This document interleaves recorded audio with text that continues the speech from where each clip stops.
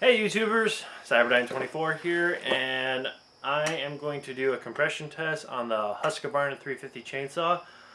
With this particular saw, just to do a little recap for you if you haven't been paying attention to my videos, is I did a complete top end rebuild on this. I decided to go with the 45mm big bore kit on it instead of the 44mm OEM, just for the fact that the big bore kit was a good price, plus also I wanted to actually try these aftermarket top ends out and see what they're really made out of and see how they stand up. So let's get started on this puppy. As you can see right here, here is the Husqvarna 350. Now with the big bore kit, I would assume this thing is probably running about 52 cc's, normally 49. Usually with big bore kits you get a little bit more power out of it.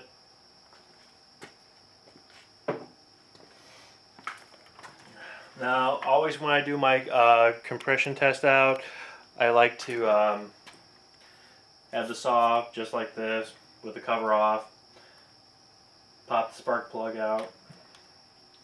Let's see, I had one handy with me. I don't know, where did I put it? And by that I mean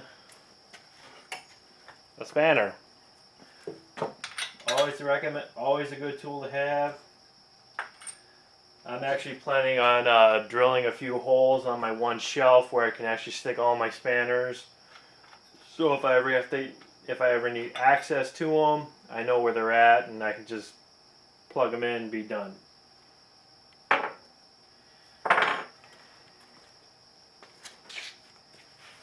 Now with this particular saw, I have probably ran about, I would say, at least 2 full tanks of gas on it. So this thing is ready and primed for a compression test. When you do a rebuild on a chainsaw, you always will get a lower compression reading when you when you get it rebuilt and you maybe run it for a few minutes and you don't even put like a full tank of gas on it. After if the saw itself breaks in, then you'll see better compression ratings on this one. Which I'm really hoping it to be like in the 150, 160 range. Because it should be like that, because this is pretty much like a brand new saw. I mean, new piston, cylinder, and plus also, you know, new fuel filter, pretty much, you know, updated fuel system, carburetor was cleaned out, and new fuel line, new fuel filter, and plus this thing has been running on a high octane fuel with the combination of seafoam. Really good stuff, helps cut down on the ethanol, plus also it gives that extra lubrication to the cylinder.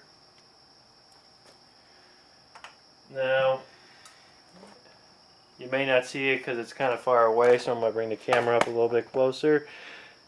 As you can see, it's registered at 0 pounds. I press the pressure release button so there's no pressure whatsoever.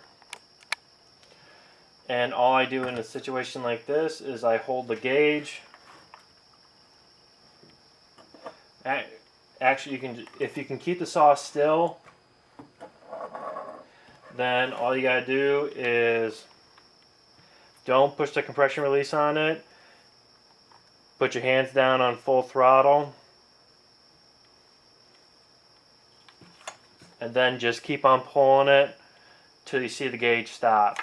But I'm probably gonna I'm gonna use a little bit of a twister. I'm gonna use some zip ties on this, because in the past these zip ties are very, very nice, because then it gives you a free hand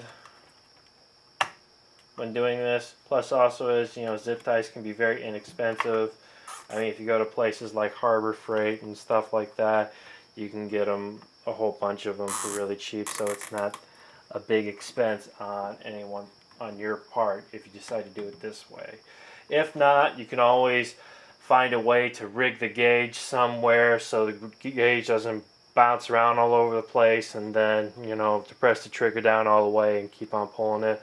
But doing it this way, I feel, is much safer, and the saw won't be bouncing around.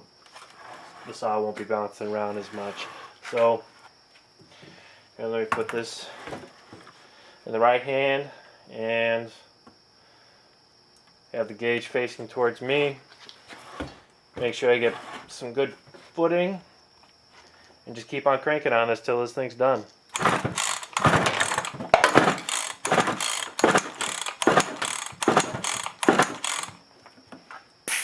Okay, here we're gonna try that in a different. We're gonna try that in a different zone.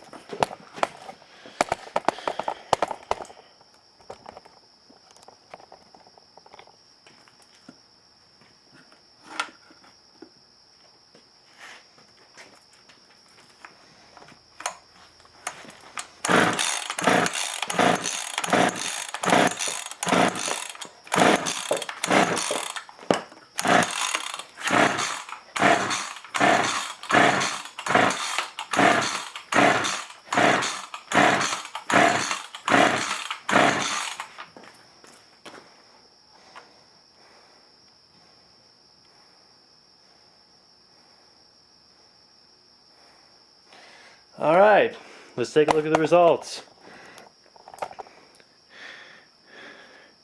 Here, let's get this better, get this more in the light so you can actually see it.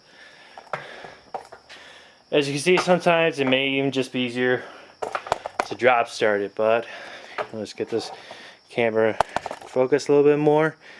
As you can see, my gauge is telling me about 170 pounds. Which that is very, very, very good. As I mentioned previously, the ideal operating compression for a chainsaw is between 120 to 150 psi. 150 psi being just like a brand new chainsaw. As you can see, this thing is running at 170 pounds of pressure, which means that this saw is in excellent shape and should have a pretty long lasting life.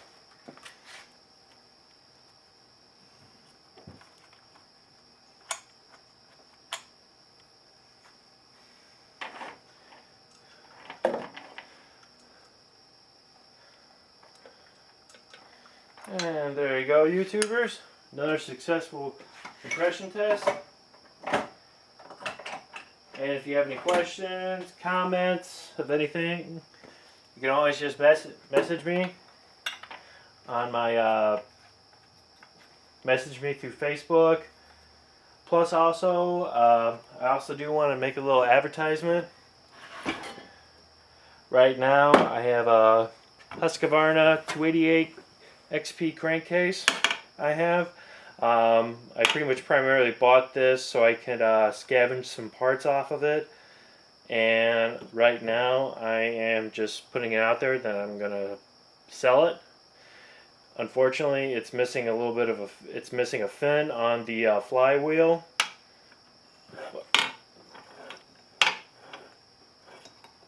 Otherwise, the bearings turn freely. Case is actually in really decent shape. There's nothing broken off on it, so you don't have to worry about welding or anything like that with it. It's all OEM seals, bearings, crank, and so forth. So if you're interested, just send me an email, and I'll put this thing up on eBay. Give you my seller name, put a bid on it, and see what happens. Well, y'all have a good one, YouTubers. Have a good day.